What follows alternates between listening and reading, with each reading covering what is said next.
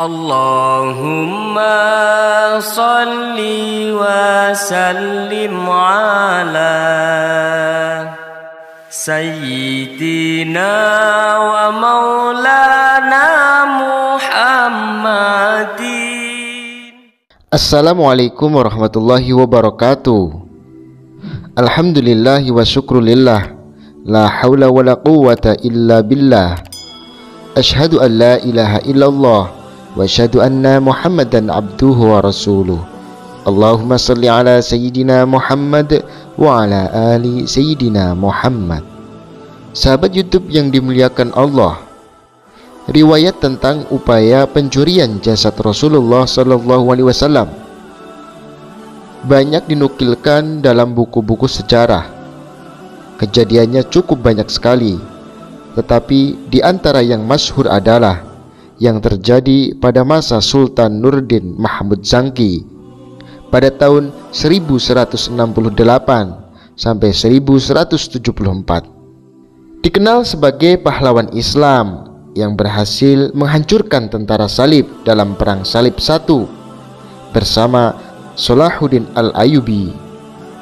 Dalam buku beberapa bagian dari sejarah Madinah karya Ali Hafid, dikisahkan bahwa suatu malam Sultan Nuruddin mimpi bertemu dengan Rasulullah SAW. Dalam mimpi itu Rasul memanggil-manggil Nuruddin dan menyuruhnya agar segera pergi ke Madinah karena ada dua orang kulit putih yang hendak menyakiti beliau. Bermimpi seperti itu, Sultan Nuruddin pun serentak dan terbangun dari tidurnya. Betapa jelas kata-kata yang diucapkan Rasulullah SAW tadi. Ia pun segera mengambil air wudhu, lalu sholat beberapa rakaat, lalu ia tidur kembali. Di dalam tidur yang kedua, Sultan Nuruddin mendapatkan mimpi yang sama, bahkan terasa lebih jelas. Mimpi itu terus berulang hingga 3 kali. Sultan Nuruddin menyampaikan mimpinya tersebut pada Jamaluddin Al-Muwassali, seorang menteri yang berwawasan luas, alim, dan rendah hati. Jamaluddin pun menyerahkan agar Sultan segera pergi ke Madinah dan tidak menceritakan mimpinya kepada siapapun. Dengan membawa 1000 pasukan berkuda terbaik dan harta yang banyak, Sultan berangkat ke Madinah. Dibutuhkan 16 hari lamanya bagi Sultan Nuruddin dan pasukannya untuk sampai ke Madinah dari Syam. Ia menghabiskan 16 hari perjalanan dari Syam atau Suriah ke Madinah. Sesampainya di Madinah, ia segera sholat di Raudah, lalu menziarahi pusara Rasulullah SAW. Sultan duduk termenung di depan pusara Rasulullah. Segera setelah itu, ia memerintahkan agar seluruh penduduk Madinah berkumpul, terutama penduduk dan peziarah di sekitar Masjid Nabawi. Sultan membagi-bagikan hadiah pada setiap orang yang datang dengan harapan bisa bertemu dengan 2 orang yang dilihatnya dalam mimpi. Sayang, ia tidak bertemu dengan orang yang dicarinya tersebut. Maka berkatalah Sultan Nuruddin, "Apakah ada yang belum mendapatkan hadiah?" Mereka menjawab, "Tidak ada, kecuali 2 orang dari Andalusia. Keduanya tidak mengambil sedikit pun karena tengah khusyuk beribadah di Raudhah dekat makam Nabi Muhammad SAW." Saat ditanyakan bagaimana warna kulit kedua orang itu, maka dijawablah bahwa kulit mereka putih kemerahan. Setelah dicari, kedua orang itu segera dihadapkan kepada Sultan Nuruddin untuk diinterogasi. Pada awalnya mereka mengaku sebagai peziarah muslim dari Andalusia. Terlihat dari wajah mereka gurat-gurat ketakutan, dan jawabnya pun berbelit-belit. Untuk mendapatkan kebenaran jawaban, kedua orang tersebut dibawa ke balik dinding, lalu dibukalah celananya. Ternyata kedua orang itu tidak berkhitan.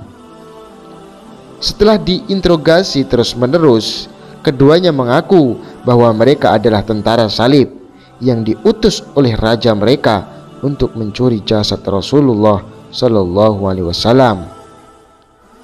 Usaha untuk mencuri jasad Rasulullah sudah mereka lakukan sejak lama dengan cara menggali terowongan di sebelah kiblat luar masjid. Setelah itu, keduanya dihukum mati dan mayatnya dibakar di luar Masjid Nabawi. Agar kejadian serupa tidak terulang kembali, Sultan Nurdin memerintahkan untuk menggali tanah sekitar pusara dan menuangkan ke dalamnya cairan tembaga agar membeku, agar pusara Nabi SAW terlindungi. Mengapa tentara salib tersebut mau mencuri jasad Rasulullah SAW? Jawabnya sangat jelas. Rasulullah adalah simbol agung bagi umat Islam. Semuanya yang ada pada Rasulullah memiliki nilai yang tak terhingga, termasuk pusara dan jasad beliau. Seandainya mereka mampu mencurinya, itu adalah hal yang luar biasa dan menjadi kebanggaan tersendiri. Sebaliknya bagi umat Islam, peristiwa itu teramat memalukan dan bisa meruntuhkan mental umat muslim.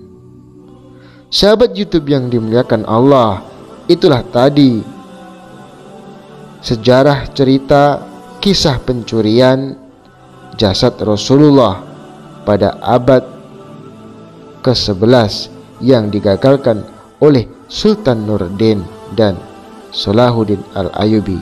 Mudah-mudahan kita semua bisa mengambil hikmah dan pelajaran serta ibrah dari cerita di atas.